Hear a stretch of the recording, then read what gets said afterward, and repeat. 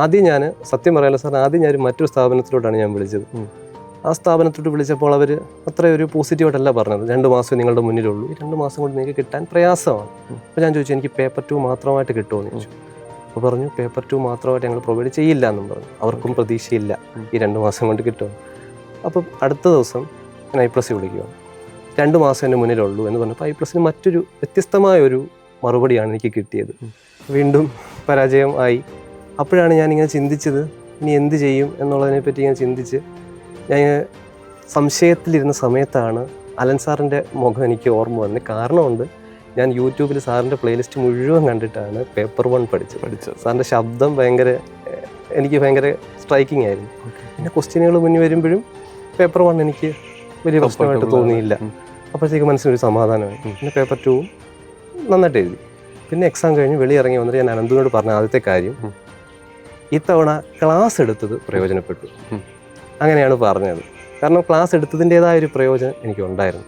പിന്നീട് റിസൾട്ട് വന്നപ്പോഴും അത് കഴിഞ്ഞപ്പോഴും എനിക്കറിയാം എന്തായാലും ഞാൻ നല്ല രീതിയിൽ തന്നെ പാസ്സാവും,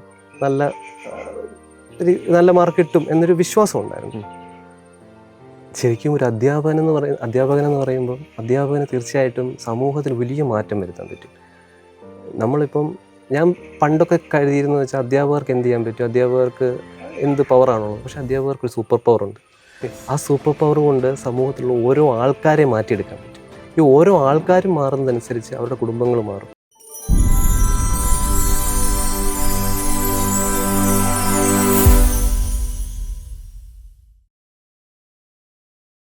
ഹായ് എവരിവൺ, ഇന്ന് നമ്മളോടൊപ്പം ഉള്ളത് ശരത്താണ്. ഡിസംബർ 2025 നെറ്റ് എക്സാമിൽ ഇംഗ്ലീഷ് സബ്ജക്റ്റിലാണ് ശരത്ത് നെറ്റ് ക്വാളിഫൈ ചെയ്തിരിക്കുന്നത്. Welcome Sarath. Thank you sir. അപ്പോൾ ആദ്യം തന്നെ ഈ ജേണിയെ പറ്റി ഒന്ന് പറഞ്ഞു തുടങ്ങാമോ? എപ്പോഴാണ് പഠിച്ചിറങ്ങിയത്, കോഴ്സ് എവിടെയാണ് ചെയ്തത്, നെറ്റിലേക്ക് എങ്ങനെ എത്തി, എത്രാമത്തെ അറ്റംപ്റ്റാണ്, അങ്ങനെ ജനറൽ കാര്യം. ഞാൻ ആദ്യം പറഞ്ഞു തുടങ്ങുമ്പം എൻ്റെ 10ാം ക്ലാസ്സിലെ പരീക്ഷയുടെ റിസൾട്ട് വന്ന ദിവസം മുതൽ ഞാൻ പറഞ്ഞു തുടങ്ങാം. ഓക്കെ. 2009 മാർച്ചിലാണ് 10ാം ക്ലാസ്സിലെ എൻ്റെ റിസൾട്ട് വരുന്നത്. അപ്പോൾ റിസൾട്ട് വരുന്ന ദിവസം വീട്ടുകാരും ബന്ധുക്കളും എല്ലാം വളരെ ആകാംക്ഷയോടെ കാത്തിരിക്കും. എത്ര A+ ആയിരിക്കും ഉണ്ടാകുന്നത്, 10 ആയിരിക്കുമോ, ഇനി 9 ആകണോ, ആയി പോകുമോ, 8 ആകുമോ, അങ്ങനെയൊക്കെയുള്ള സംശയത്തോടെ ഇരിക്കുക. അപ്പോൾ റിസൾട്ട് വന്നപ്പം എനിക്ക് കിട്ടിയത് ഒരു A+, 3 C+, മാത്സ് ഉൾപ്പെടെ C+ ആയിരുന്നു. ഓക്കെ. അപ്പോൾ +2-ന് മാത്സിനോടുള്ള പേടി കാരണമാണ് ഞാൻ ഹ്യൂമാനിറ്റീസ് എടുത്തത്. പിന്നീട് അങ്ങോട്ടെല്ലാം ഒരു ആവറേജ് സ്റ്റുഡൻ്റായിട്ട് മാത്രമാണ് ഞാൻ പഠിച്ചു പോയത്. അങ്ങനെ PGയും എല്ലാം ഞാൻ പന്തളം കോളേജിലാണ് പഠിച്ചത്, NSS കോളേജിലാണ് പഠിച്ചത്.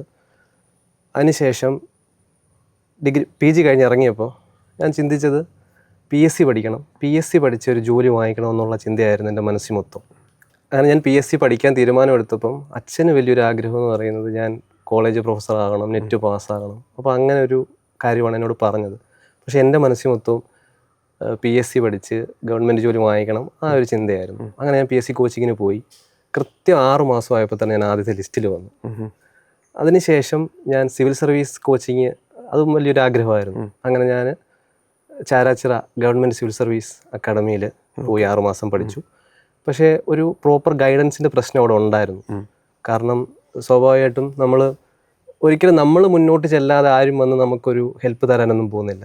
പക്ഷെ എനിക്ക് അങ്ങനെ മുന്നോട്ട് പോയി ഹെൽപ്പ് വാങ്ങിക്കാനും പറ്റിയില്ല. അങ്ങനെ അവിടുന്ന് 6 മാസം കോഴ്സ് കംപ്ലീറ്റ് ചെയ്തപ്പോഴും ഉഴപ്പി അങ്ങ് പോയി. പിന്നെ തിരിച്ച് വീണ്ടും PSCയിൽ ജോയിൻ ചെയ്ത് നന്നായിട്ട് പഠിച്ചു. അങ്ങനെ ഞാൻ വീണ്ടും ആദ്യത്തെ ഒരു വർഷമായപ്പോൾ തന്നെ എനിക്ക് ആദ്യത്തെ ജോലി കിട്ടി. പോലീസിലായിരുന്നു കിട്ടിയത്. പക്ഷേ ആ ജോലിയോട് എനിക്കൊരു താല്പര്യക്കുറവുണ്ട്. ആ ജോലി മോശമായിട്ടൊന്നുമല്ല, എൻ്റെ പാഷൻ അല്ലായിരുന്നു. അങ്ങനെ ഞാൻ ആ ജോലി വേണ്ടെന്ന് വെക്കുകയാണ് ചെയ്തത്. പക്ഷെ അത് വേണ്ടെന്ന് വെച്ചതിന് ശേഷം പിന്നീട് കൊറോണ ടൈമൊക്കെ വരുന്നു. അപ്പോഴത്തേക്ക് PSCയുടെ പാറ്റേൺ മൊത്തത്തിൽ മാറി, സിലബസ് മാറി.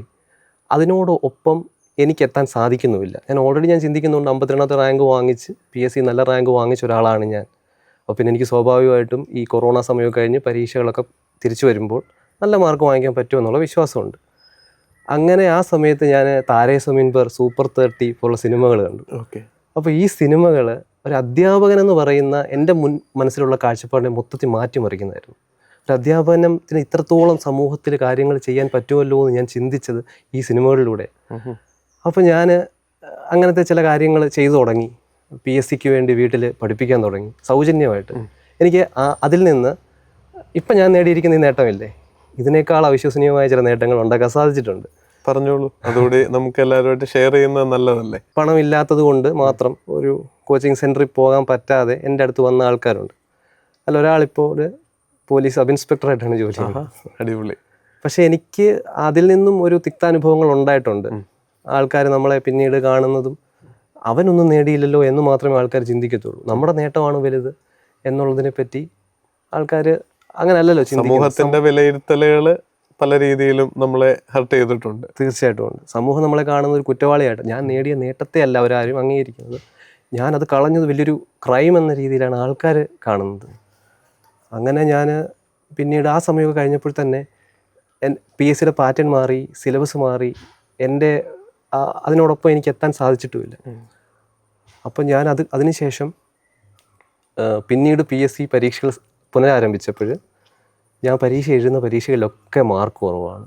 ഒരു ഡിഗ്രി പ്രിലിമിനറി എക്സാം ഫെയിലായപ്പോഴാണ് ശരിക്കും ഞാൻ എത്രത്തോളം പുറകോട്ട് പോയി എന്ന് ഞാൻ ചിന്തിച്ചത്. അപ്പോൾ ഒരു അധ്യാപകൻ എന്ന് പറയുന്നത് ശരിക്കും ഞാൻ മനസ്സിൽ കാണുന്നത് ഒരിക്കലും നെറ്റ് പാസ്സാവുന്നതിനെ പറ്റി ഒന്നും അക്കാലത്ത് ചിന്തിച്ചിട്ടേ ഇല്ല. അധ്യാപനം എന്ന് പറയുന്നത് ഒരു പരീക്ഷ പാസ്സായി പ്രൊഫഷണലായിട്ട് എടുക്കണം എന്നൊരിക്കലും ആഗ്രഹിച്ചിട്ടുള്ള ഒരാളല്ലായിരുന്നു ഞാൻ. അങ്ങനെ ഒരിക്കലും ശ്രമിച്ചിട്ടുമില്ല. ആ ഇടയ്ക്ക് ഞാനും എൻ്റെ ഫ്രണ്ട് കണ്ണൻ ചേട്ടൻ ഞങ്ങൾ ബൈക്കിൽ ഇങ്ങനെ സഞ്ചരിക്കുമ്പോൾ പുള്ളി എന്നോട് ചോദിച്ചു, ഈ ടീച്ചിങ്ങിൽ ഏറ്റവും ഉയർന്ന പരീക്ഷയാണ്. ഞാൻ പറഞ്ഞു, നെറ്റ് എന്ന് പറയുന്നൊരു പരീക്ഷയുണ്ട്, എന്നാൽ അതിന് ശ്രമിച്ചുകൂടെ? അപ്പം ഞാൻ പറഞ്ഞു, PSCയും നെറ്റും തമ്മിൽ ഉത്തരധ്രുവവും ദക്ഷിണധ്രുവവും തമ്മിലുള്ള വ്യത്യാസമുണ്ട്. ഞാൻ ഒരുപാട് സഞ്ചരിച്ചു ഇതിലൂടെ, ഇനി തിരിച്ചു പോകുക എന്ന് പറയുന്നത് നടക്കുന്നൊരു കാര്യമല്ല. ആ കോൺവെർസേഷൻ അവിടെ അവസാനിച്ചു. വീണ്ടും പരീക്ഷകളുടെ പരാജയങ്ങളുടെ എണ്ണം കൂടുന്നുണ്ടായിരുന്നു. അപ്പോൾ ഞാൻ മനസ്സിൽ ചിന്തിച്ചു, നെറ്റിന് വേണ്ടി ഒന്ന് ശ്രമം നടത്തി നോക്കിയാലോ. അപ്പോൾ എൻ്റെ ഫ്രണ്ട് വന്ദനയുടെ അടുത്താണ് ഞാൻ ചോദിക്കുന്നത്. അവൾ യൂണിവേഴ്സിറ്റി റാങ്ക് ഹോൾഡറാണ്. ഞാൻ ചോദിച്ചു, ഞാൻ ഈ നെറ്റ് പഠിക്കുന്നതിൽ വല്ല കാര്യമുണ്ടോ, വല്ലതും നടക്കുമോ? അപ്പോൾ എന്നോട് പറഞ്ഞു, എനിക്ക് പാസ്സാകാൻ പറ്റുമെങ്കിൽ നിനക്കും പാസ്സാകാൻ പറ്റും. പക്ഷെ അതെനിക്ക് വലിയൊരു പ്രചോദനമാണ് തന്നത്. ഞാനങ്ങനെ എന്നോട് അവളുടെ നോട്ടുകളൊക്കെ തന്നു. പക്ഷേ പഠിച്ചിറങ്ങിയ സമയത്തുള്ള നോട്ടുകളാണ് സാർ ഓർക്കണം ഇത്രമാത്രം ഔട്ട്ഡേറ്റഡായി പോയിട്ടുണ്ട്. അപ്പോഴും ഞാൻ എൻ്റെ സിലബസ് മാറുന്നതിനനുസരിച്ച് ഉള്ളൊരു പഠനം അവിടെയും ഞാൻ പരാജയപ്പെടുകയാണ്. എന്നിട്ടും ഞാൻ പഠിച്ചു, അന്ധമായിട്ട് തന്നെ അതിനെ ഫോളോ ചെയ്തു. അങ്ങനെ ഞാൻ പരമാവധി എന്നെക്കൊണ്ട് പറ്റാവുന്ന രീതിയിലെല്ലാം ശ്രമിച്ചു. എക്സാം വന്നു, എക്സാമിന് പോയി, എക്സാം എഴുതി തിരിച്ചു വന്ന് എനിക്ക് ഒന്നും മനസ്സിലായിട്ടില്ല. നന്നായിട്ടാണോ എഴുതിയത്, മോശമാണോ, ഒന്നും മനസ്സിലാവുന്നില്ല. ഇത് ഏത് വർഷത്തെ എക്സാം ആയിരുന്നു ഈ എഴുതി എന്ന് പറയുന്നത്? ഇപ്പോൾ ശരിക്കും ഞാൻ എൻ്റെ 30ാമത്തെ വയസ്സിലാണ് ആദ്യമായിട്ട് എഴുതുന്നത്. 2016 PG കംപ്ലീറ്റ് ആയിട്ട് ഈ പരീക്ഷ എന്ന് പറയുമ്പോൾ 2023 എൻഡിലായിരിക്കും. 22 എൻഡിലായിരിക്കും. ഓക്കെ.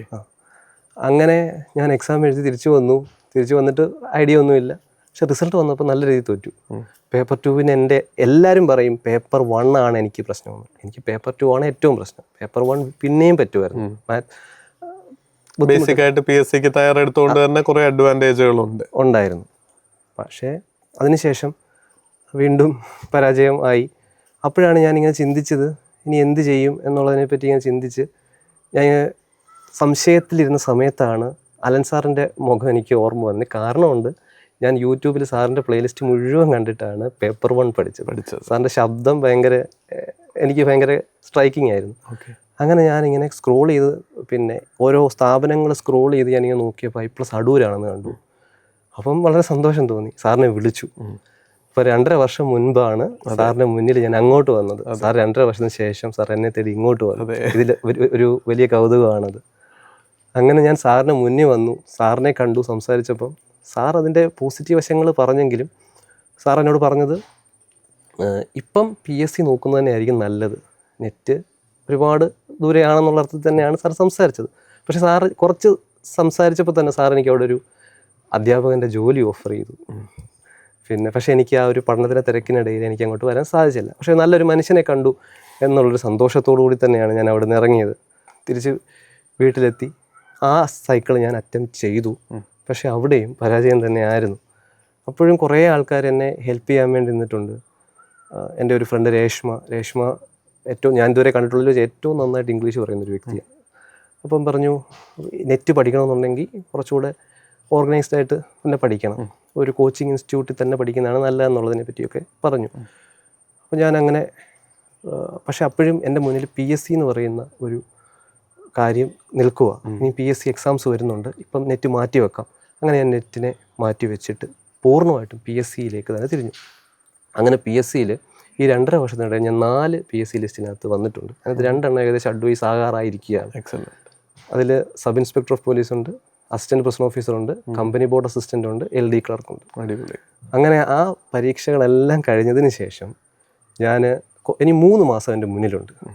അപ്പം എൻ്റെ ഉള്ളിലുള്ള ആ ഒരു അധ്യാപന പാഷൻ എന്ന് പറയുന്നത് അതെ, വീണ്ടും പുറത്തു വന്നു. ഞാൻ വിചാരിച്ചു 3 മാസം കൊണ്ട് നെറ്റ് പാസ്, 3 മാസമല്ല 2 മാസമേ ആക്ച്വലി ഉള്ളായിരുന്നു. ആദ്യം ഞാൻ സത്യം പറയാലോ സാർ, ആദ്യം ഞാൻ മറ്റൊരു സ്ഥാപനത്തിലോട്ടാണ് ഞാൻ വിളിച്ചത്. ആ സ്ഥാപനത്തോട്ട് വിളിച്ചപ്പോൾ അവർ അത്രയൊരു പോസിറ്റീവായിട്ടല്ല പറഞ്ഞത്. 2 മാസം നിങ്ങളുടെ മുന്നിലുള്ളൂ, ഈ 2 മാസം കൊണ്ട് നിങ്ങൾക്ക് കിട്ടാൻ പ്രയാസമാണ്. അപ്പോൾ ഞാൻ ചോദിച്ചു എനിക്ക് പേപ്പർ 2 മാത്രമായിട്ട് കിട്ടുമോ എന്ന് ചോദിച്ചു. അപ്പോൾ പറഞ്ഞു പേപ്പർ 2 മാത്രമായിട്ട് ഞങ്ങൾ പ്രൊവൈഡ് ചെയ്യില്ല എന്നും പറഞ്ഞു. അവർക്കും പ്രതീക്ഷയില്ല ഈ 2 മാസം കൊണ്ട് കിട്ടുമെന്ന്. അപ്പം അടുത്ത ദിവസം ഞാൻ I+ വിളിക്കുകയാണ്. 2 മാസം എൻ്റെ മുന്നിലുള്ളൂ എന്ന് പറഞ്ഞപ്പോൾ I+ന് മറ്റൊരു വ്യത്യസ്തമായ ഒരു മറുപടിയാണ് എനിക്ക് കിട്ടിയത്. അപ്പോൾ I+ൽ എന്നോട് പറഞ്ഞത് തീർച്ചയായിട്ടും പറ്റും, 2 മാസം നിങ്ങൾക്ക് 2 മാസം കൊണ്ട് നിങ്ങൾക്ക് പാസ്സാകാൻ സാധിക്കും എന്ന് തന്നെയാണ് പറഞ്ഞത്. അതിനുവേണ്ടി വർക്ക് ചെയ്യാമെങ്കിലും. അതെ. അങ്ങനെ ഞാൻ കോഴ്സ് എടുത്തതിന് ശേഷം 2 മാസം എന്നുള്ളത് 3 മാസം എനിക്ക് കിട്ടി. അതൊരു ഭാഗ്യമായിരുന്നു. അതെ, പരീക്ഷയുടെ ഡേറ്റ് വന്നപ്പോൾ കുറച്ചുകൂടി ഒരു എക്സ്റ്റെൻഡഡ് ആയിട്ടാണ് വന്നത്. അങ്ങനെ എനിക്ക് പരീക്ഷ എഴുതാൻ വേണ്ടിയുള്ള ദിവസമായപ്പോഴത്തേക്കും എനിക്ക് വളരെ കോൺഫിഡൻസ് ആയിരുന്നു. ഈ തവണ കിട്ടുമെന്നുള്ള പ്രതീക്ഷ ഉണ്ടായിരുന്നു. കാരണം അതുപോലെ ഞാൻ പഠിച്ചിട്ടുണ്ട്, നന്നായിട്ട് വർക്ക് ചെയ്തിട്ടുണ്ട്. അപ്പം ആ പരീക്ഷ ദിവസം പോലും ഒരു രസകരമായിരുന്നു എനിക്ക്. ഞാൻ സത്യം പറഞ്ഞാൽ ഞാൻ 70ഓളം പരീക്ഷകൾ PSC, സിവിൽ സർവീസ്, നെറ്റ് എല്ലാം കൂടെ 70ഓളം പരീക്ഷകൾ എഴുതിയിട്ടുണ്ട്. ഒരിക്കൽ പോലും ഒരു കാര്യം എടുക്കാൻ മറക്കുന്നത് എനിക്ക് സംഭവിച്ചിട്ടേ ഇല്ല. പക്ഷെ അന്നേ ദിവസം ഉണ്ടായൊരു സംഭവം എന്ന് വെച്ചാൽ, ഞാൻ സെൻറ്ററിൽ ചെന്ന് കഴിഞ്ഞപ്പോഴാണ് എൻ്റെ ആധാർ കാർഡ് ഞാൻ എടുത്തില്ല എന്ന് ഞാൻ ഓർക്കുന്നത്. 7 കിലോമീറ്റർ അപ്പുറത്ത് അടുത്ത സെൻറ്റർ കിട്ടിയത്. പെട്ടെന്ന് എനിക്ക് ഒന്നും ചിന്തിക്കാൻ പറ്റുന്നില്ല. വീട്ടിൽ വന്ന് എടുക്കാം എന്ന് പറഞ്ഞ് ഞാൻ വേഗം തിരിച്ച് വീട്ടിൽ വന്നു. ഏകദേശം 5 മിനിറ്റ് ബാക്കിയുള്ളപ്പോഴാണ് ഞാൻ ഹാളിലേക്ക് കയറുന്നത്. അയ്യോ. അപ്പോൾ അവിടെ എൻ്റെ ഒരു സഹോദരനെ പോലുള്ള അനന്തു എന്ന് പറഞ്ഞൊരു പയ്യനുണ്ടായിരുന്നു. അവൻ എറണാകുളത്ത് ജോലി ചെയ്യുന്ന ആളാണ്. ലീവ് എടുത്തിട്ടാണ് അവനോട് വന്നത്. എനിക്കൊരു മെൻ്റൽ സപ്പോർട്ട് തരാൻ വേണ്ടി വന്നതാണ്. എൻ്റെ സ്റ്റുഡൻറ്റ് കൂടിയാണ്. അപ്പോൾ അവൻ എന്നോട് പറഞ്ഞു പേടിക്കണ്ട എന്നൊക്കെ പറഞ്ഞ് അവനോട് വെയിറ്റ് ചെയ്തിരുന്നു. പക്ഷെ എനിക്ക് ഞാൻ നല്ല പാനിക്കായിരുന്നു. ആദ്യം കയറി ഇരുന്നപ്പോൾ സീറ്റ് മാറിയാണ് ഇരുന്നത്. അപ്പം പിന്നെയാണ് എനിക്ക് മനസ്സിലായോ ഞാൻ കറക്റ്റ് സീറ്റിലല്ലല്ലോ ഇരിക്കുന്നത്. പിന്നെ തിരിച്ച് വന്ന് സീറ്റിലേക്ക് ഇരുന്നു. അതിനുശേഷം എക്സാം എഴുതിയപ്പോഴത്തേക്ക് ഒരു 5 മിനിറ്റ് കൊണ്ട് ഞാൻ ഓക്കെ ആയി. പിന്നെ ക്വസ്റ്റ്യനുകൾ മുന്നിൽ വരുമ്പോഴും പേപ്പർ 1 എനിക്ക് വലിയ പ്രശ്നമായിട്ട് തോന്നിയില്ല. അപ്പോഴത്തേക്ക് മനസ്സിനൊരു സമാധാനമായി. പിന്നെ പേപ്പർ 2 നന്നായിട്ട് എഴുതി. പിന്നെ എക്സാം കഴിഞ്ഞ് വെളിയിറങ്ങി വന്നിട്ട് ഞാൻ അനന്തുവിനോട് പറഞ്ഞ ആദ്യത്തെ കാര്യം, ഇത്തവണ ക്ലാസ് എടുത്തത് പ്രയോജനപ്പെട്ടു. അങ്ങനെയാണ് പറഞ്ഞത്. കാരണം ക്ലാസ് എടുത്തതിൻ്റേതായൊരു പ്രയോജനം എനിക്കുണ്ടായിരുന്നു. പിന്നീട് റിസൾട്ട് വന്നപ്പോഴും അത് കഴിഞ്ഞപ്പോഴും എനിക്കറിയാം എന്തായാലും ഞാൻ നല്ല രീതിയിൽ തന്നെ പാസ്സാവും, നല്ല മാർക്ക് കിട്ടും എന്നൊരു വിശ്വാസം ഉണ്ടായിരുന്നു. റിസൾട്ട് വന്നപ്പോൾ 98.86 എന്നൊരു പെർസെൻറ്റേജിലേക്ക് വരികയും ചെയ്തു. അത് വലിയൊരു സന്തോഷമായിരുന്നു. വലിയൊരു JRF ഇപ്പം എഴുതാനുള്ള ഏജ് കഴിഞ്ഞില്ലായിരുന്നെങ്കിൽ പലപ്പോഴും JRFിനോട് അടുത്ത് നിൽക്കുന്ന ഒരു സ്കോറിലേക്ക് ശരത്തിനെത്താൻ പറ്റി. ഇത് തന്നെ ഞാൻ എപ്പോഴും കുട്ടികളുടെ അടുത്തും പറയും, നിങ്ങൾക്ക് 2 മാസം 3 മാസം പഠിക്കാനുള്ളെങ്കിൽ ഇത് കിട്ടില്ല എന്നല്ല. പക്ഷെ 6 മാസം പഠിക്കാനുള്ള ഒരാളുടെ ഡബിൾ എഫേർട്ടിൻ്റെ അടുത്ത് എടുക്കേണ്ടി വരുമായിരിക്കും. അയാൾ ഒരു 6 മണിക്കൂർ അല്ലെങ്കിൽ 2-3 മണിക്കൂർ റെഗുലറായിട്ട് പഠിച്ചെങ്കിൽ സമയം കുറവാണെങ്കിൽ കുറച്ചുകൂടെ മണിക്കൂറുകൾ കൂടെ ആഡ് ചെയ്തിട്ട് പഠിക്കേണ്ടി വരും. അല്ലെങ്കിൽ ഒരാളുടെ ബേസ് അനുസരിച്ചിരിക്കും. ചിലത്ത് ഓൾറെഡി അതിന് പ്രിപ്പയർഡ് ആയിരുന്നു, കുറേ കാര്യങ്ങൾ നോക്കി. PSCയിൽ പഠനരംഗത്ത് ഒരു 10 വർഷത്തിൻ്റെ അടുത്ത് പരിചയം ഉണ്ടാവും അല്ലേ? അന്നത്തെ എൻ്റെ അസസ്മെൻറ്റും ഒരു പക്ഷേ അതായിരിക്കണം. PSCയിൽ ഇത്രയും അടുത്ത് എത്തിയല്ലോ, ഒടുവിൽ ആ പറഞ്ഞതുപോലൊക്കെ ആവുകയും ചെയ്തു അല്ലേ? എൻ്റെ അടുത്ത് ഇത് പറഞ്ഞപ്പോൾ അന്നത്തെ ജഡ്ജ്മെൻറ്റ് ആദ്യം പറഞ്ഞപ്പോൾ ഞാൻ വിചാരിച്ചു PSCന്ന് നെറ്റിലേക്ക് വരാൻ ആഗ്രഹിച്ച ആളെ ഞാൻ നിരുത്സാഹപ്പെടുത്തിയോന്ന്. പക്ഷെ ആ 4 ലിസ്റ്റിലേക്ക് ശരത്ത് എത്തിയെന്ന് കേട്ടപ്പം എനിക്ക് വീണ്ടും അധ്യാപകൻ എന്നുള്ള നിലയിലൊരു സന്തോഷം തോന്നി. അന്നത്തെ ജഡ്ജ്മെൻറ്റ് ശരിയായി. നമ്മൾ കുറച്ച് നേരത്തെ ഒരു സംസാരത്തിലാണല്ലോ ഒരാളെ മനസ്സിലാക്കി എടുക്കാനായിട്ട് ശ്രമിക്കുന്നത്. അപ്പോൾ ആ PSC പഠനം തുടരുകയും റാങ്ക് ലിസ്റ്റിൽ എത്തുകയും എന്നാൽ ഈ പാഷൻ കളയാതെ നെറ്റിലും വിജയിച്ചതിനിരിക്കട്ടെ ഒരു ഷേക്ക് ഹാൻഡ്. അടിപൊളി. അപ്പോൾ ഈ ഒരു ഇൻസ്പിറേഷനായിട്ടുള്ള ജേണിയാണ് ശരത്തിൻ്റെ. എനിക്ക് പോലും വളരെ സന്തോഷം തോന്നി. കാര്യം അധ്യാപകൻ എന്നുള്ള നിലയിൽ മറ്റൊരാളെ ഇൻസ്പയർ ചെയ്യാൻ പറ്റുക, അല്ലെങ്കിൽ അധ്യാപനം പാഷനായിട്ട് എടുത്ത് അതും സെൽഫ്ലെസ് ആയിട്ട് ഫീ പോലും വാങ്ങാതെ. പക്ഷെ നമ്മുടെ നാട്ടിലെ സമൂഹത്തിൻ്റെ ഒരു പരാജയം കൂടിയാണ്. ഒരാൾ നല്ല ഇൻറ്റൻഷനോട് അത് ചെയ്യുമ്പോൾ അതിനെ അഭിനന്ദിക്കുന്നതിന് വരെ അതിലെ പോരായ്മകൾ മാത്രം സെലക്ട് ചെയ്ത് കാണുന്ന ഒരു ഫിൽറ്റേർഡ് ആയിട്ടുള്ളൊരു കാഴ്ചയുടെ പ്രശ്നമാണത്. ഇതൊക്കെ അതിജീവിച്ചു, ഇത്രത്തോളം എത്തി.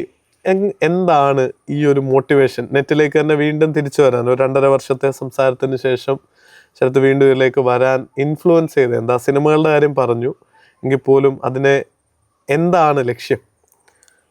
ശരിക്കും ഒരു അധ്യാപകൻ എന്ന് പറയുമ്പം അധ്യാപകന് തീർച്ചയായിട്ടും സമൂഹത്തിൽ വലിയ മാറ്റം വരുത്താൻ പറ്റും. നമ്മളിപ്പം ഞാൻ പണ്ടൊക്കെ കരുതിയിരുന്നു വെച്ചാൽ അധ്യാപകർക്ക് എന്ത് ചെയ്യാൻ പറ്റും, അധ്യാപകർക്ക് എന്ത് പവറാണുള്ളത്. പക്ഷേ അധ്യാപകർക്ക് ഒരു സൂപ്പർ പവറുണ്ട്. ആ സൂപ്പർ പവർ കൊണ്ട് സമൂഹത്തിലുള്ള ഓരോ ആൾക്കാരെ മാറ്റിയെടുക്കാൻ പറ്റും. ഈ ഓരോ ആൾക്കാരും മാറുന്നതനുസരിച്ച് അവരുടെ കുടുംബങ്ങൾ മാറും. സമൂഹം മാറും. എൻ്റെ വാക്കുകളല്ല, സിനിമയിൽ നിന്ന് തന്നെ എടുത്തിട്ടുള്ളതാണ്. പക്ഷെ അതൊരു ജീവിതത്തിൽ പ്രാവർത്തികമാക്കാൻ നമുക്ക് സാധിക്കുന്നത് അധ്യാപനത്തിലൂടെയാണ്. തീർച്ചയായും. B.Ed പോലും ഇല്ലാത്ത ഒരാളായ എനിക്ക് എൻ്റെ മുന്നിലുള്ള ഒരേ ഒരു മാർഗം നെറ്റ് പാസ്സാവുക എന്നതാണ്. നെറ്റ് ഏറ്റവും ഉയർന്ന പരീക്ഷയാണ് എന്നുള്ളതൊന്നും അവിടെ നമ്മൾ ചിന്തിക്കുന്നില്ല.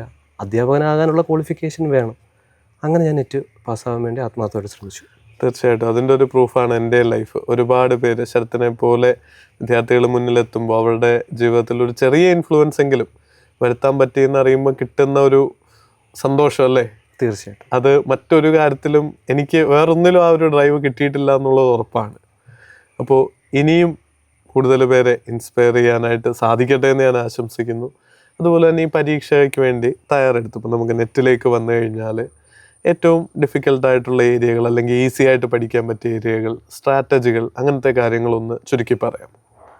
ശരിക്കും I+ൻ്റെ പേപ്പർ 2 ക്ലാസ് എന്ന് പറയുന്നത് എനിക്ക് വളരെ ഉപകാരപ്പെട്ടൊരു കാര്യമാണ്. അപ്പോൾ പേപ്പർ 2 ഓരോ മൊഡ്യൂളിൻ്റെ അവസാനവും ഒരു ടെസ്റ്റ് ഉണ്ടാകും. ഒരു 100 മാർക്കിൻ്റെ ടെസ്റ്റ് ഉണ്ടാകും. അതിന് മുന്നേ സബ് ടോപ്പിക് ഓരോന്ന് കഴിയുമ്പോഴും 20 മാർക്കിൻ്റെ ടെസ്റ്റ് ഉണ്ടാകും. അപ്പോൾ ഞാൻ സബ് ടോപ്പിക്കുകൾ പഠിച്ചതിന് ശേഷം ആ ടെസ്റ്റ് എടുക്കുമ്പോൾ നല്ല മാർക്കും കിട്ടും. അപ്പം നമ്മൾ ആ കോൺസെപ്റ്റുകളെല്ലാം നന്നായിട്ട് പഠിച്ച് പോയി മൊഡ്യൂൾ കഴിയുമ്പോഴത്തേക്ക് ആ 100 മാർക്കിൻ്റെ ടെസ്റ്റ് എടുക്കുമ്പോൾ നല്ല മാർക്കും കിട്ടും. അപ്പോൾ ഞാൻ 100 മാർക്കിൻ്റെ ടെസ്റ്റ് എടുക്കുമ്പോൾ എനിക്ക് എപ്പോഴും ഒരു 60 മാർക്കൊക്കെ കിട്ടും. അപ്പോൾ ഞാൻ ഉടൻ തന്നെ അമ്മയോട് വന്ന് പറയും, അമ്മ എനിക്ക് ഇത്രയും മാർക്ക് കിട്ടും. അപ്പോൾ പറയും, നീ മിടുക്കനല്ലേ, എനിക്ക് അത്രയും മാർക്ക് കിട്ടുമല്ലോ.